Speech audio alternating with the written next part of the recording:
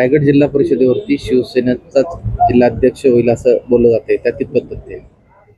प्रयत्न तर आमचे चालू आहेत आणि आमचे वरिष्ठ नेते एकनाथ शिंदे साहेब, भारतीय जनता पार्टीचे वरिष्ठ नेते आणि आमचे मुख्यमंत्री देवेंद्रजी, एनसीपीचे प्रदेशाध्यक्ष ही सगळी मंडळी आज बसून तो निर्णय करणार आहेत आणि तो जो निर्णय करतील तो आम्हाला मान्य आहे. महायुती सरकार स्थापन झाल्यानंतर तुमचे आणि प्रदेशाध्यक्ष राष्ट्रवादी काँग्रेस यांच्यात कायमच समन्वय नसल्यामुळे काही ना काही शाब्दिक चकमक उडायची, मात्र तो वाद मिटलाय?